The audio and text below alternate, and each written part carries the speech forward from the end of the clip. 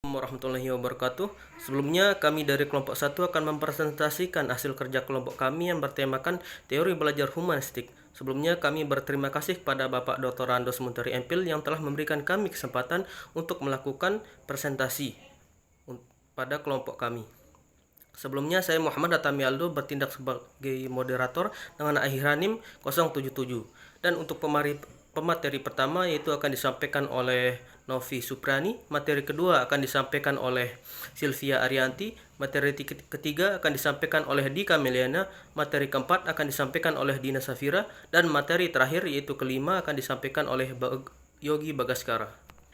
Untuk mempersingkat waktu, marilah kita memulai presentasi ini. Yaitu materi pertama akan disampaikan oleh Novi Suprani. Kepada beliau waktu dan tempat kami persilahkan.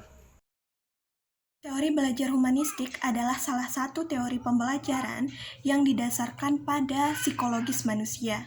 Teori ini memfokuskan pada pengembangan diri individu dengan cara yang sesuai potensi diri, mengamati dan menilai diri dari kacamata si pelaku. Teori ini mendorong seseorang untuk mengembangkan bakat dan potensinya hingga ia mampu mengenali dirinya sendiri. Baik, saya atas nama Sylvia Aulia Arianti Fitri dengan akhiran NIM 014. Saya di sini akan menjelaskan tentang tujuan teori pembelajaran humanistik. Humanistik merupakan aliran dalam dunia psikologi yang muncul pada tahun 1950-an dengan mengacu pada psikologis seorang. Humanistik memandang manusia sebagai manusiawi, makhluk hidup yang memiliki fitrah tertentu pada masing-masing individunya. Karena itu, teori humanistik memiliki tujuan. Tujuannya itu untuk memanusiakan manusia, sehingga seorang yang bisa menjadi dirinya sendiri dengan potensi yang baik dalam dirinya.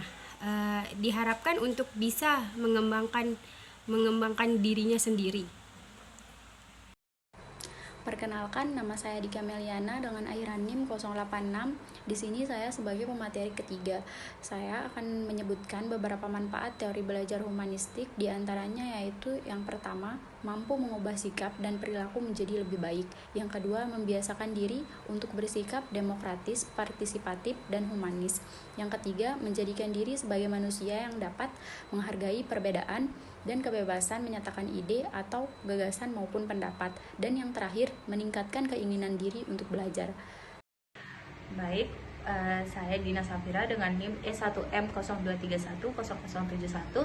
Di sini saya akan membahas poin keempat, yaitu mengenai tentang kelebihan dan kekurangan teori belajar humanistik. Yang pertama, saya akan membahas kelebihan teori belajar humanistik. Nah, kelebihan dari teori belajar humanistik ini yang pertama, dapat membantu membentuk kepribadian, perubahan sikap, dan hati nurani ke arah yang lebih baik. Yang kedua, menemukan minat dalam diri seseorang untuk terus belajar. Yang ketiga itu menumbuhkan kreativitas pada diri seseorang. Yang keempat, mampu mengubah sikap dan pola pikir. Yang kelima, membuat seseorang memiliki pengalaman yang lebih berarti. Dan yang terakhir yaitu semakin lama waktu yang dilaluinya, maka seseorang pembelajaran dapat mencapai aktualisasi pada dirinya dengan lebih baik lagi.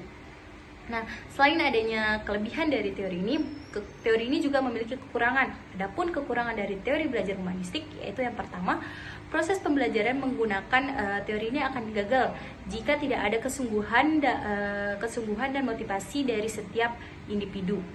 Yang kedua, dapat memunculkan sikap individualisme.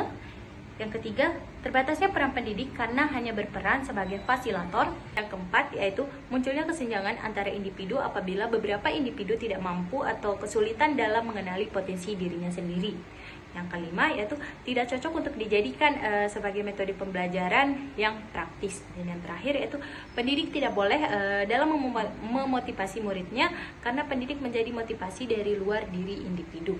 Mungkin itu saja yang bisa saya sampaikan. Selebihnya saya kembalikan ke moderator.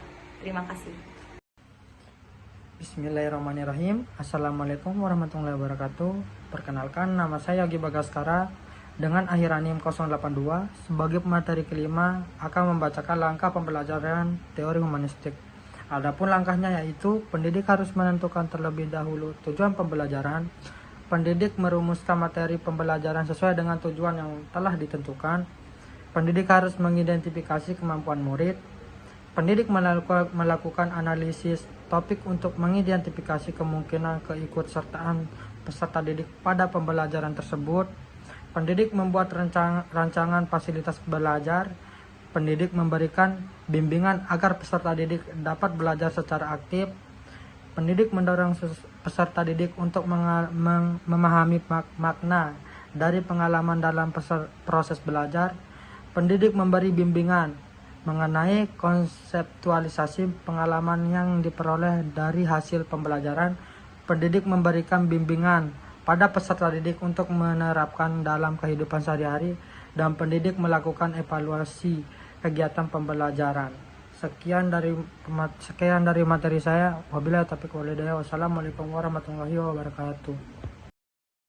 Baik, dari presentasi yang kami sampaikan dapat disimpulkan bahwa teori belajar humanistik didasarkan pada psikologi manusia dan menitik beratkan pada pengembangan diri individu sesuai potensi yang dimiliki. Hal ini menekankan pada kesadaran diri dan mendorong individu untuk mengembangkan bakat dan potensinya untuk mengenal dirinya sendiri. Manfaat teori belajar humanistik antara lain memperbaiki sikap dan perilaku, serta menumbuhkan nilai-nilai demokrasi dan partisipatif, menghargai perbedaan dan kebebasan berekspresi, serta meningkatkan keinginan belajar dan keuntungan antara lain membentuk kepribadian dan meningkatkan sikap dan hati nurani, penubuhan kreativitas, mengubah perilaku dan pola pikir, serta menciptakan pengalaman bermakna dan mencapai aktualisasi diri. Dan kekurangannya itu antara lain memerlukan motivasi dan komitmen individu, potensi individualisme, terbatasnya peran pendidik sebagai fasilitator, kemungkinan adanya kesenjangan dalam mengenal potensi, tidak praktis sebagai metode pengajaran, dan perlunya pendidikan untuk terus-menerus memotivasi siswa. Langkah-langkah penerapan teori belajar humanistik antara lain menetapkan tujuan pembelajaran, merumuskan materi pembelajaran, mengidentifikasi kemampuan siswa, dan menganalisis topik untuk keterlibatan siswa, serta merancang fasilitas pembelajaran dan memberikan bimbingan belajar yang aktif, serta mendorong pemahaman pengalaman belajar, mengonsepsi pengalaman belajar, dan menerapkan pembelajaran dalam keseharian kehidupan, dan mengevaluasi kegiatan belajar yang dilakukan. Sekian dari kelompok kami. Bila ada kata salah ataupun ucapan, kami mohon maaf. Sekian dari kelompok kami. Wassalamualaikum warahmatullahi wabarakatuh.